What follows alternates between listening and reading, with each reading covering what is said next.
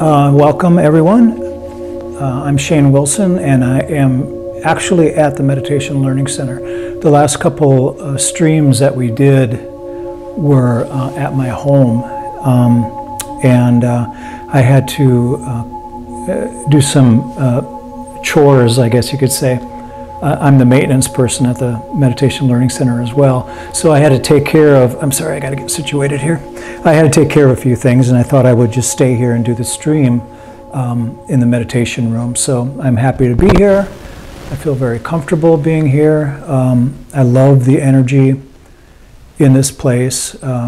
We expanded the Meditation Learning Center about almost a year and a half ago. And it's just been wonderful. People really, really like it. I like it. It's very, it feels good. You know, it feels good to be in it, a part of it, just being here. And hopefully we can get everybody, you know, together and we can have our gatherings like we generally do. You know, 4 or 5 gatherings a week and retreats. That type of thing, and we'll hope for the best. Hopefully we can get all that together. So anyway, I hope that you are feeling healthy and happy. That kind of goes into what we're looking at tonight, and that is cause and effect, or actions and their results, or what we could call karma. You know, karma, basically the word karma means action, and the full explanation of karma is the results of our action. And that doesn't mean that it's a penalty. You know, like we do something bad, we get something bad. It doesn't work that way. And I'll try to explain here as simply as I can. This is really, again, an unrehearsed talk, and it's just an idea that I had to speak of karma. Karma is something that I really cherish. I think about it daily, sometimes hourly. If it can explain a lot of unanswered questions. I had a teacher that whenever she would talk about unanswered questions, she would talk about a child, for example, a child that is born. And actually, my brother had a child. His name was David, and he died from SIDS, or crib death. And we buried him when he was 8 days old. He was very, very, very young. He was just a newborn little boy. And he died within his crib. He stopped breathing. And there's really no explanation of why this happens.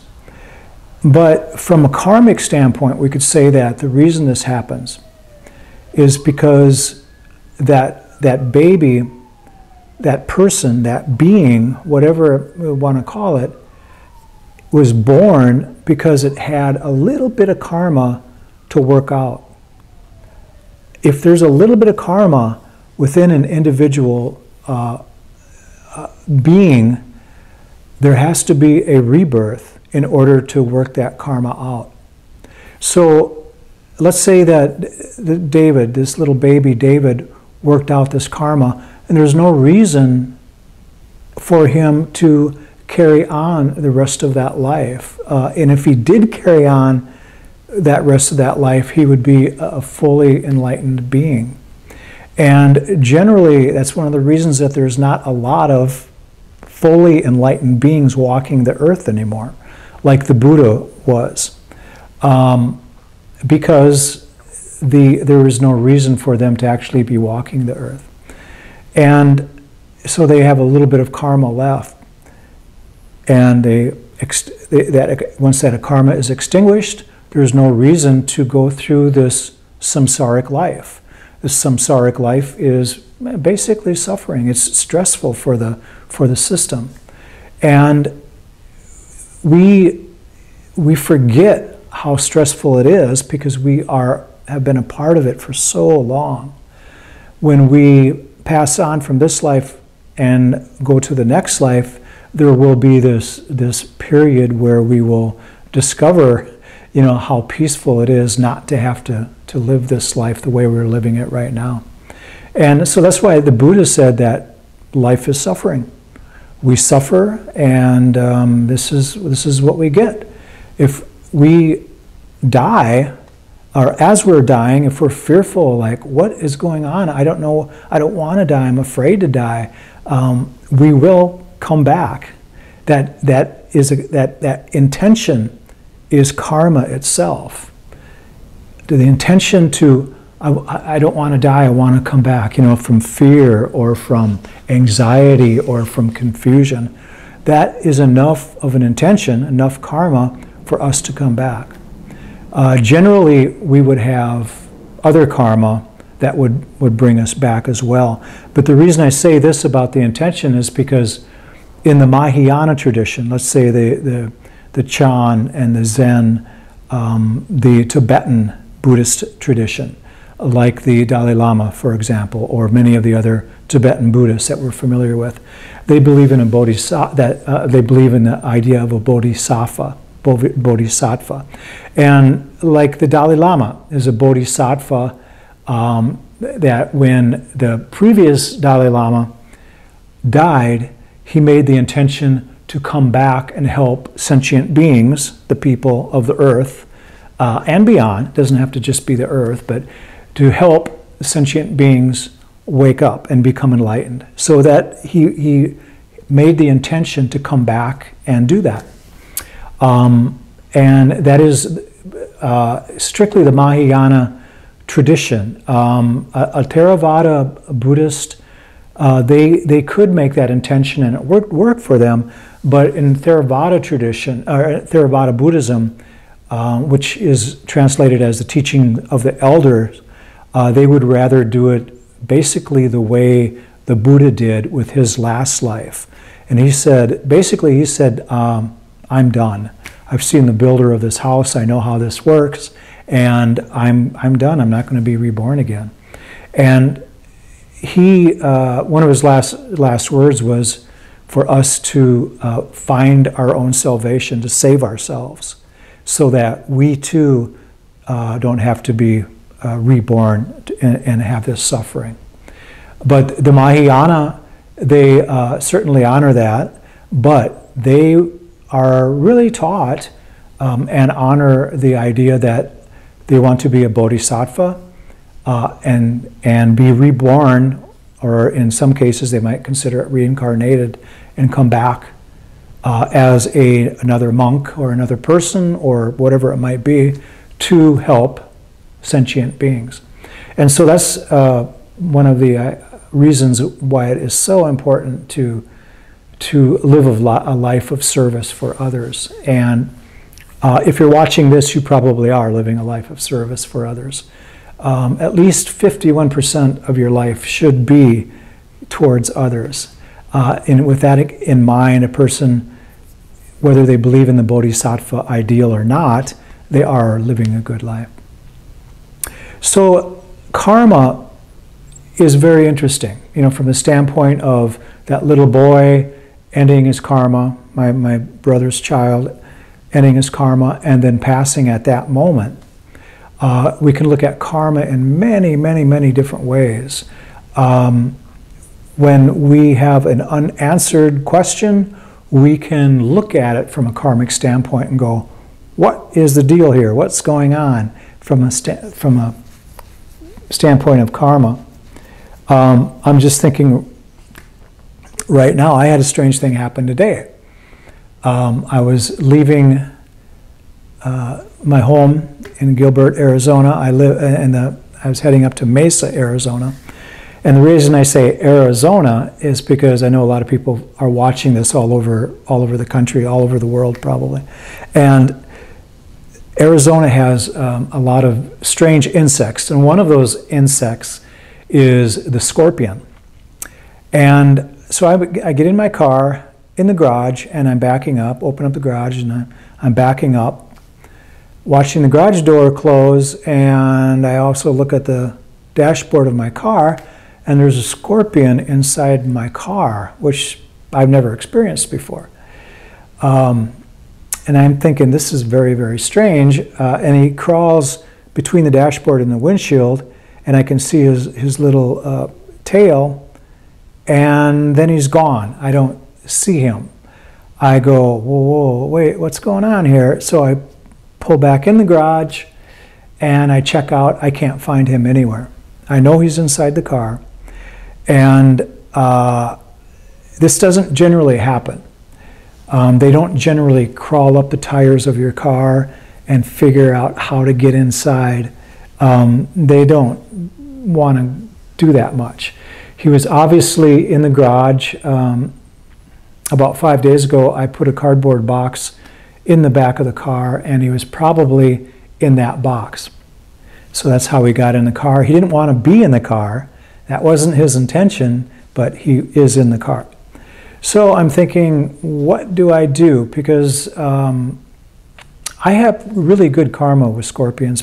And the reason I say that is because I catch them, and then whenever I go for a hike in the desert, I take them with me and let them go. So I really feel that I have a good connection with scorpions, and I don't feel threatened by them. I can, I don't hold them in my hand and give them a little kiss or anything like that, but I really feel that I won't be stung by a scorpion. But to have one in a closed quarter when you're driving down the freeway, it could be a little bit difficult to explain to the highway patrol that you got in an accident because you got bit by a scorpion or something like that. They might listen to you for a while, but then you'd have to show them the scorpion sting or something. And so it's just not a good situation to be driving and being attentive on your driving and have a full, an adult scorpion traveling around inside your car with you. And the worst case scenario is that it's a female and she has eggs, and she would lay eggs, and you'd have hundreds of little baby scorpions in your car, and you'd actually be breeding them, which could happen as well. So the situation I found, I thought, well, I'm just going to drive to Mesa. That was just a little while ago, and I'm going to go to the center and see what happens. I'll see if he shows up. And he never did show up. And I'm thinking, well, should I vacuum and try to find him? And I looked at all the crevices, all the different places that I would vacuum, and I no sign of him anywhere. I can only assume that he's still there because the windows and doors have been closed. And one thing about scorpions is they have a couple of, they're an incredible insect. First of all, you can step on them and they are not damaged. You can put them underwater for a couple of hours and then pull them up and they're fine. They're still breathing. They can get as thin as a piece of paper, so they can crawl under and into anything. One of their defects is that they can't crawl on glass. If you put them in a glass jar, you wouldn't even have to cover it up because they can't crawl up, and they certainly can't fly. So what I've opted to do, remember, this is about karma, and I'm not going to fumigate my car and kill this scorpion, basically because of the karma situation. I made a vow not to purposely harm any living being, and I believe it has really helped my karma by doing that. And that is, what most Buddhists and people of integrity or morality would do the same thing. So that's not a big thing, but I'm not going to put an insect bomb or spray the interior of the car and let it sit there and hope that this thing would die, because a lot of insecticides won't even touch a scorpion anyway. So what I've decided to do, long story short, right? on the next hot day, which will be next Sunday, I'm going to leave the car in the sun and leave the doors open, and hopefully it'll get so warm in there that he will, or she will try to find a way out, and then we'll go from there. So karma can be looked at from the standpoint of waking up as well. The Buddha, one of the characters of his awakening, and I believe the awakening of most humans, is that they recall their past lives. And the Buddha recalled hundreds and hundreds of his past lives, both as a human and as an animal, as an elephant and things like this. When you read the sutras, you can see these things, and he used these examples extensively, and he used them as teachings, and primarily in the form of, this is the lesson that I learned from this past life. And so he was saying that in this past life, I did this. This is the karma that created. And so that led to this. And then this action led to this result. And then this action led to this result, and on and on and on, all the way to his enlightenment. He was born, his last life, of course, he was born into as a prince, and he had things pretty good, he had it pretty nice, but he knew that there was more, primarily because of his karma. His karma was that his father sheltered him in this beautiful home, and then when he saw birth, aging, sickness, and death as a young man, he realized that I can't be wasting my time sheltered in this home. I have to go out and find the truth. That was his karma. His karma based on the triggers that birth, aging, sickness, and death had brought about for him. And so all of these past lives is filled with different karmic episodes, we could call them, all the way up until that moment when he started meditating underneath the Bodhi tree, which is a huge, it's a member of the fig tree family, the ficus. We have a lot of ficuses here, and sometimes you can buy them in stores and stuff and use them as house plants. But this fig tree has great big beautiful leaves like this. I had some around here somewhere, but anyway, I don't want to get off the topic. But when he started meditating underneath this beautiful tree, in that meditation, he saw his past lives, all of them, and he remembered them as well.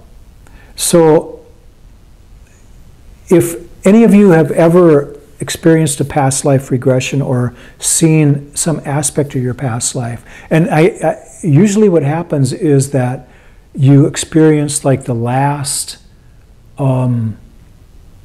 maybe the last, it could be anywhere from a few hours to even a few moments of your past life. Usually the most traumatic point of your past life, which is oftentimes your death. And just like anything else, the brain remembers the most emotional aspect of the things that has happened to you. The most sense-orientated and the most, in some cases, the most traumatic, and it'll remember it. That's why PTSD is so hard to work with. But if you have this experience in a past life, that recall, that memory of that, can come up in this life. And just that one recall itself is a life-changing experience for people. And that's what often puts people directly on that spiritual path, is that experience of recalling a past life, because it's filled with karma. And all of these questions that we have become answered, even if we experience how we died. And I know a great deal a great number of people that have had regressions, but they're confused because their death, they experience the death, they understand it, but it is so boring. They're alone, oftentimes alone. They're in the woods, nobody around, and they're laying on the ground, and they feel lonely. They feel sad that there's nobody there, and then it goes black for them. But even in that is a lesson. And the karma and the lesson are always the same thing. So the point I'm trying to make here is that karma is lessons in life itself.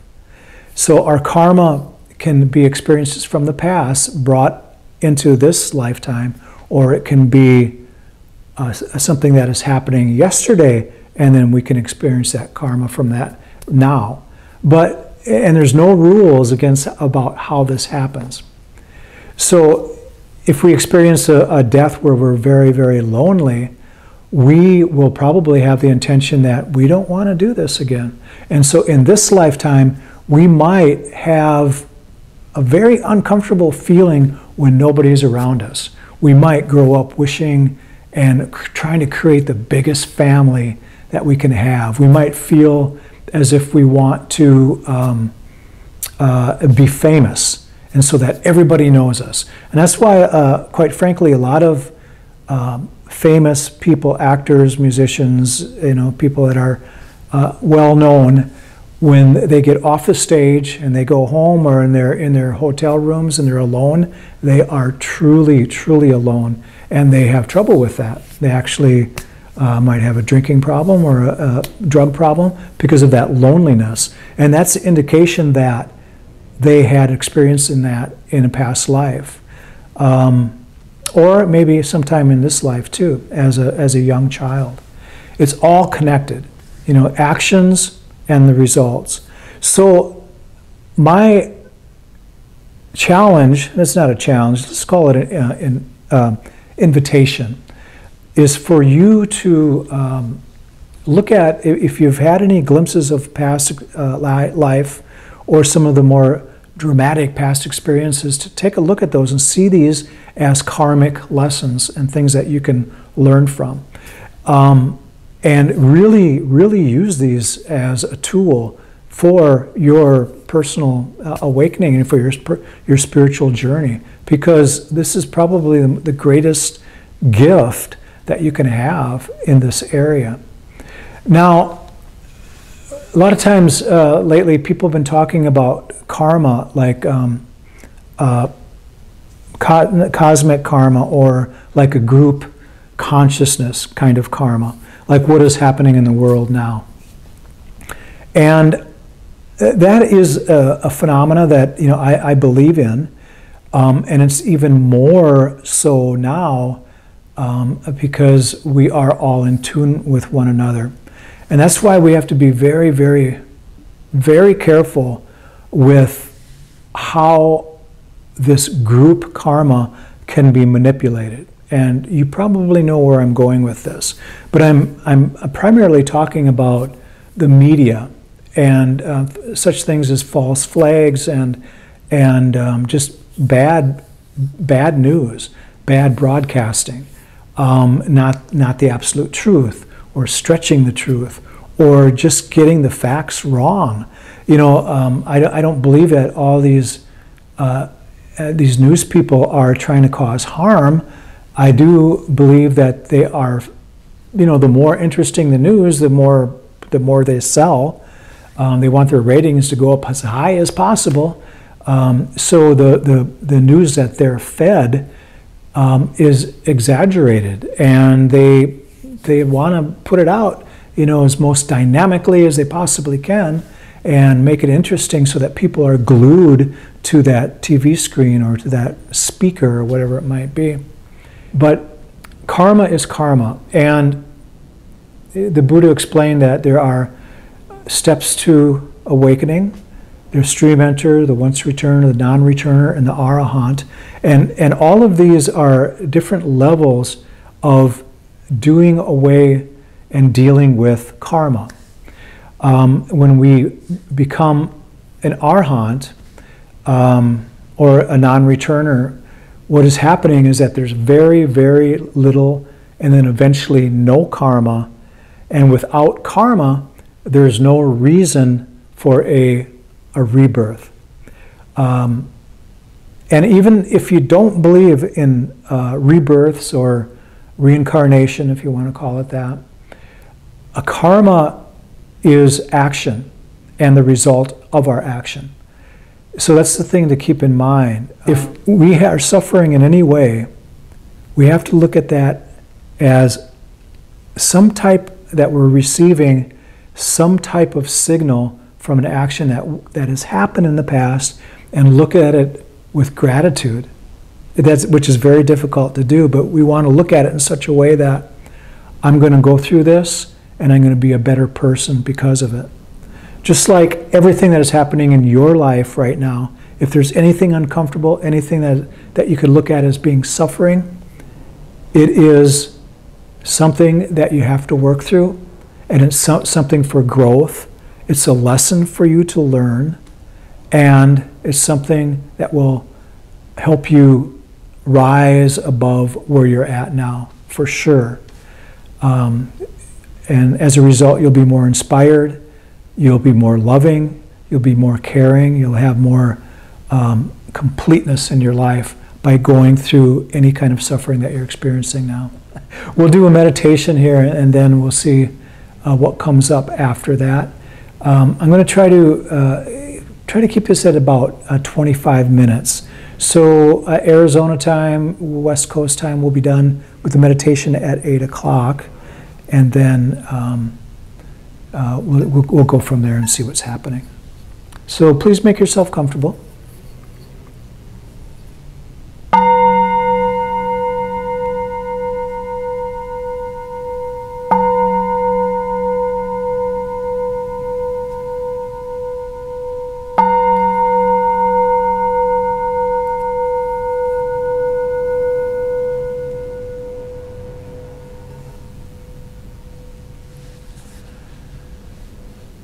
Thank you for sharing this time with me and everybody else that is going within at this moment.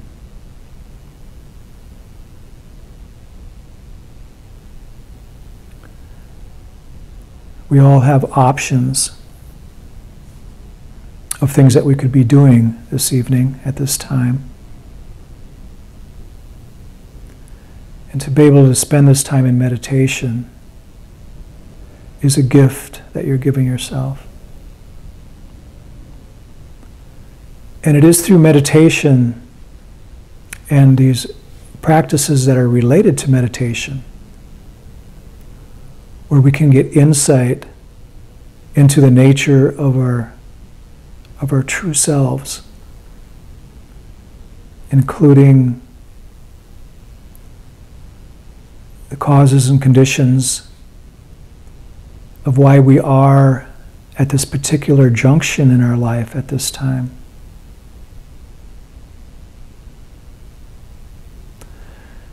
Many of the things that we have done in the past are not remembered.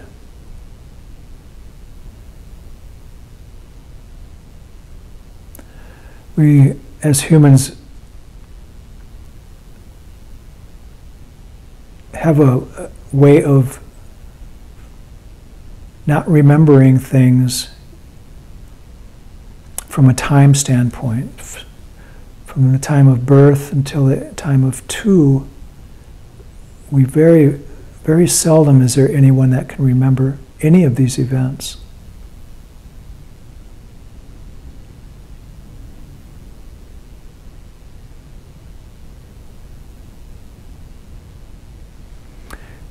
But all of these things are recorded.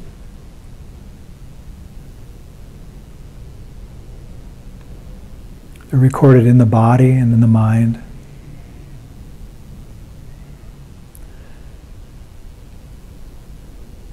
The Freudian term would be the subconscious.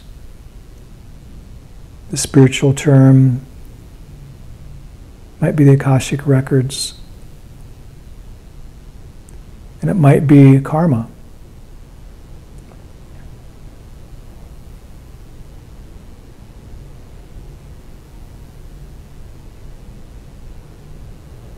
So karma is something that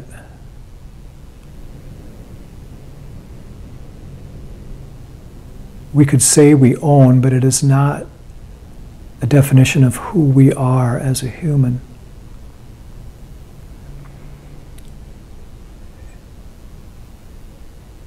If we would have a ball in our hand, like a tennis ball,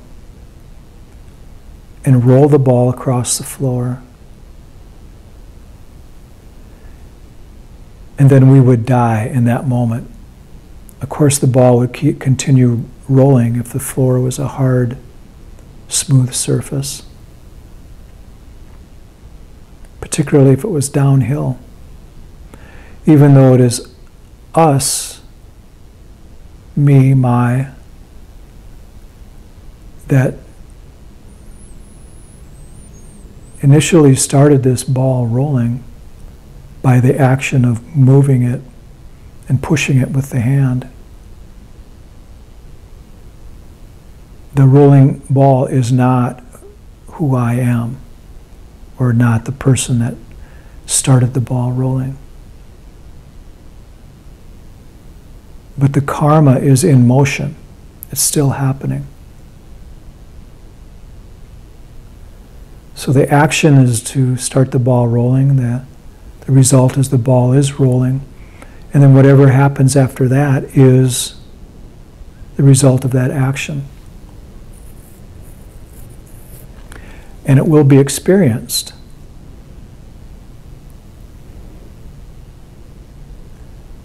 And so if somehow that ball would continue to roll, the person that started rolling it had died, and then somehow magically and very, very quickly was reborn someplace in that location, there is a chance that that rolling ball could bump against that newborn baby.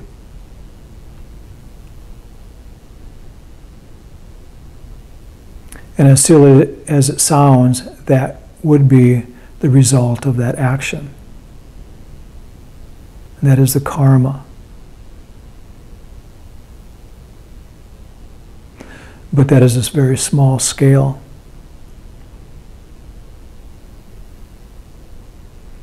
If we caused a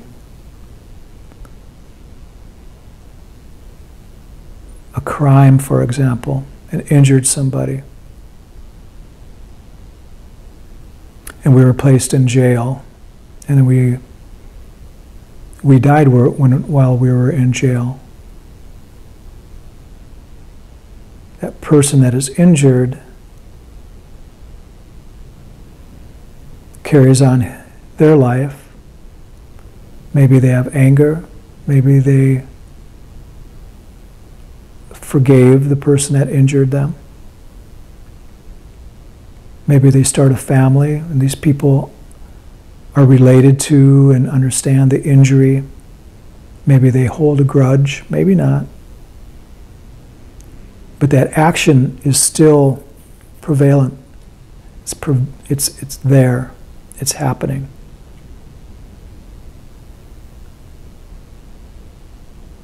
And so generation after generation, the person that caused the problem, that was in jail and died, is reborn. One way or another, they will bump up against the result of that karma. It might not have any identification features of how it might be related to the injury that was placed upon that person in the past, but that action is still in motion. And the lesson can be learned by having that awareness.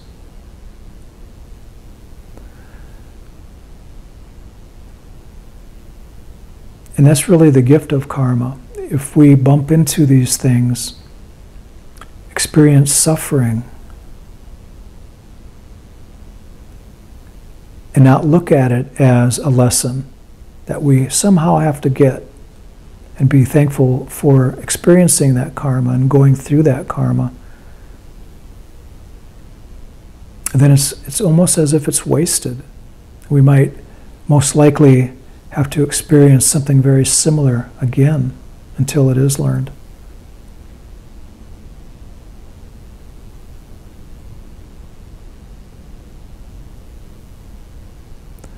But thinking about it and creating it and going back in time is not really the answer. The answer is in the present moment awareness. Because that's where the insight comes. This is called insight meditation, vipassana.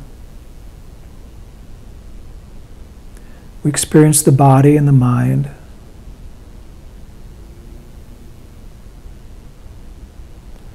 We use the breath or some other object to bring us into the present moment, relinquishing the past and the future, setting aside all difficulties, all desires, all worry, all concerns, and just experience the spaciousness of mind. And so insight in regards to karma come up upon themselves.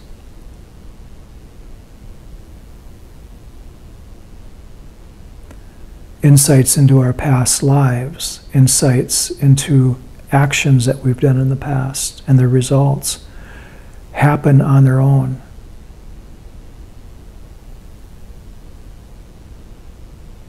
They come up on their own in the area of insight, which is a experience of understanding, experiential understanding that can be very profound and very much the truth for us.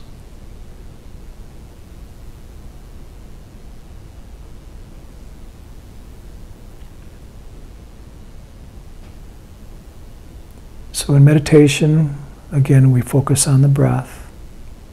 We come into the present moment, relinquishing the past and the future, letting go, constantly letting go of anything sticky, even the idea that we want to remember something from the past.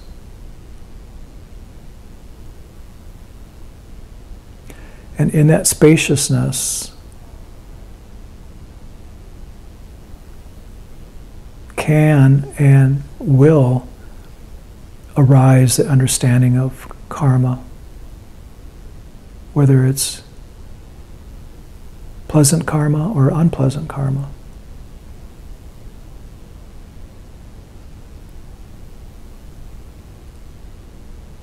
If we have any recall or insights in any past life experiences, it will come from the mind being empty, not from the mind being busy. So empty the mind.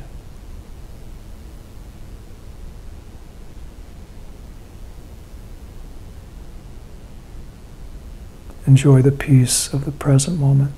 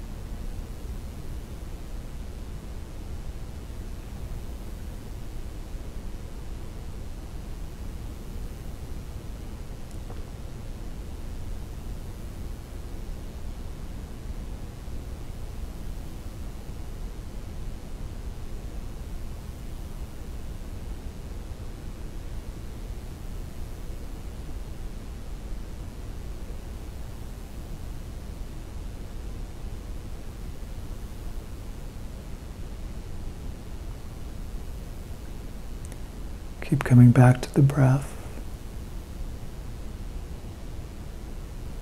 The mind always wishes to wander.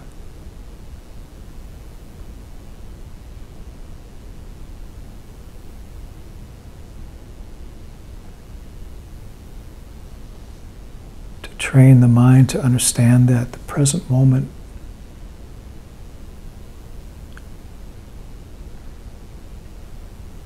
is a place of serenity,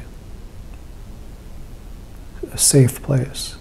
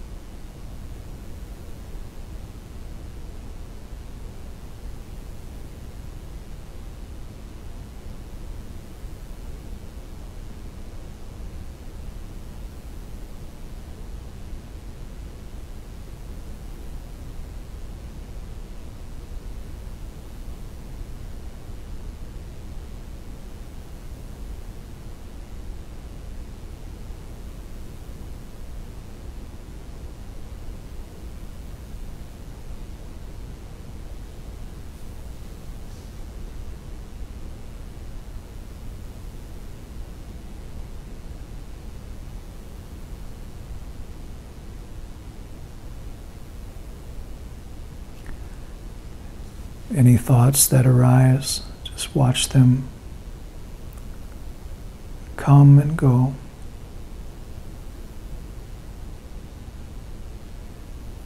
They're just like the breath. They are not a part of you. The thoughts themselves are rising and falling like causes and conditions.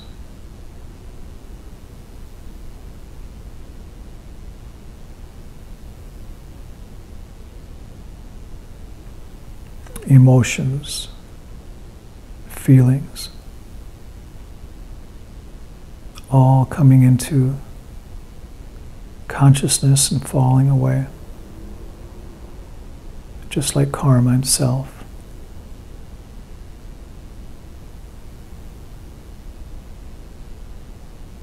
It's perceived and then let go of.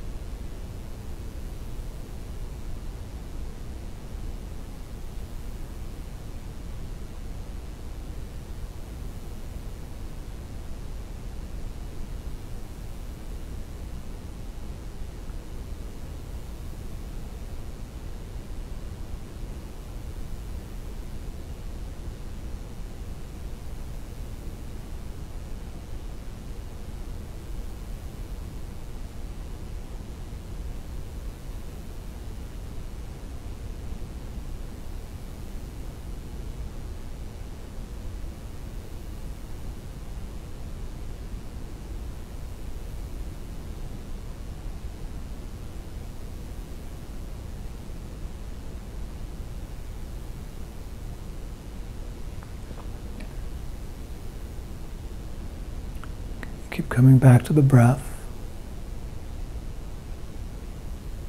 The mind fully open. Nothing to hang on to. Just trusting the peacefulness of this presence, the stillness of the present moment.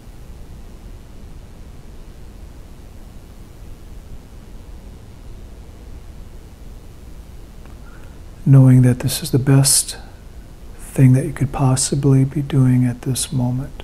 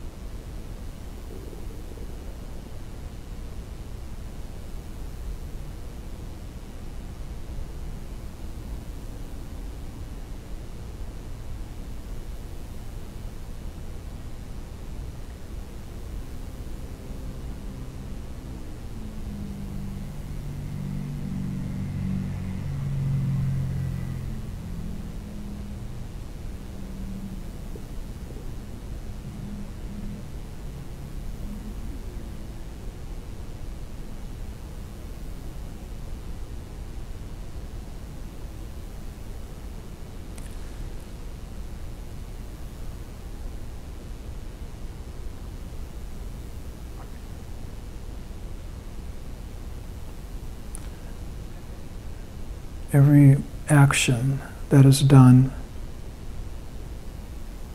from every movement of the body, every thought, every emotion,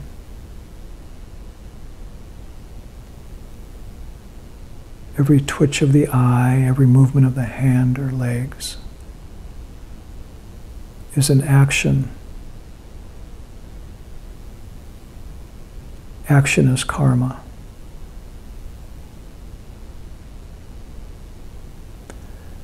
Every action has a result.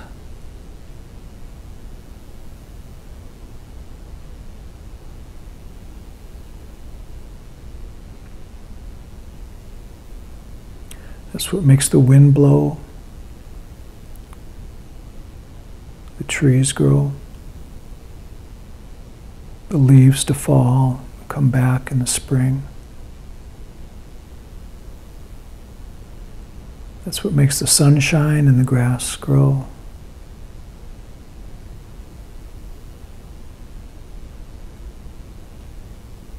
Every seed, every plant, animal, every being is a part of karma. It's a part of an action.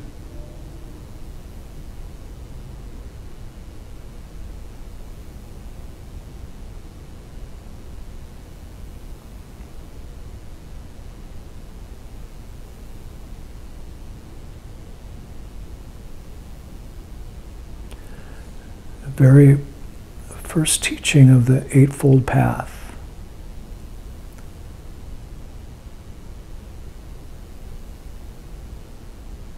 Skillful understanding, the Buddha wanted us to understand and have this clarity about this idea of karma. That it is something real and something that everyone experiences, everything. It's a part of the nature of impermanence. It's a part of the nature of suffering. It's part of the teaching of non-self, anatta.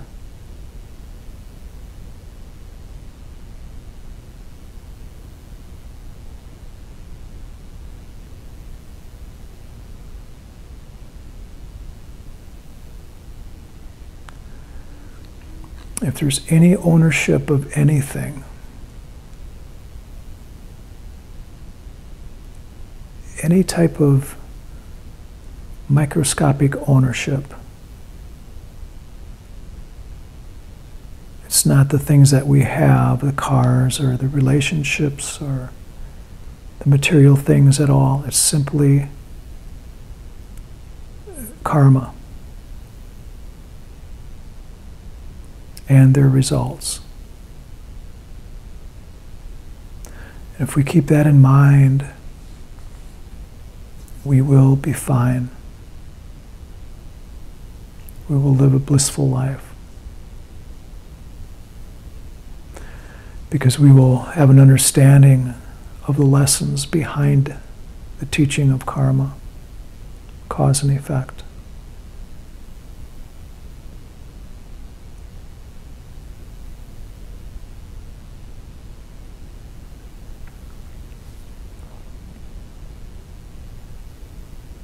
You can bring your hands together in front of your heart if you like. May each one of us and all beings of the world, may we all be well, happy, and peaceful.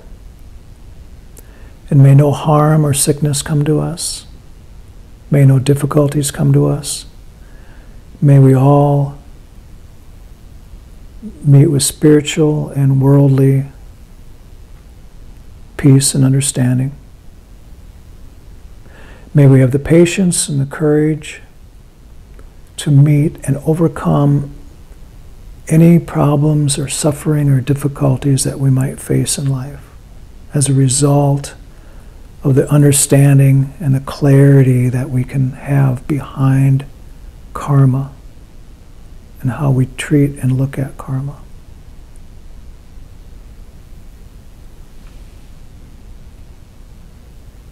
Sadhu.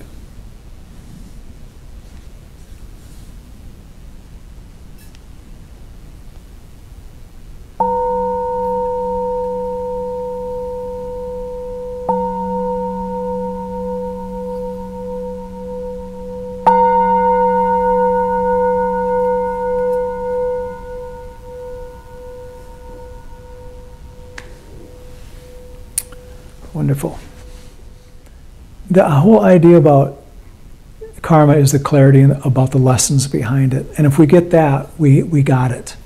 If you do have the book 8 Mindful Steps to Happiness by Bhante Gudaratsana, be sure to take a look at the very first step of the Eightfold Path. And he does explain karma very, very well. Skillful understanding is understanding the Four Noble Truths, karma, and the practice of letting go. Excuse me, no, I jumped ahead a little bit. But to understand the Four Noble Truths and cause and effect is the skillful understanding, the very first step of the Eightfold Path. And there are a lot of good books. I can't think of any offhand. I know that in the future, I know that I'll be writing a book about karma, probably in conjunction with my partner, Terry. It's something that I haven't even talked to her about yet, but it's coming up. We have to finish the project that's going on right now first.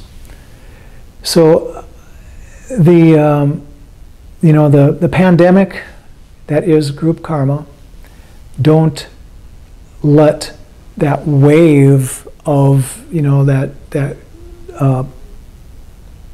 karmic wave that is not necessarily all truthful don't get caught up into that. Be a surfer and kind of go out there on your own, and check things out for yourself. The lessons behind karma is every lesson that we ever learn is already based on karma. So that our understanding is just realizing where it came from and how we received it through that karma.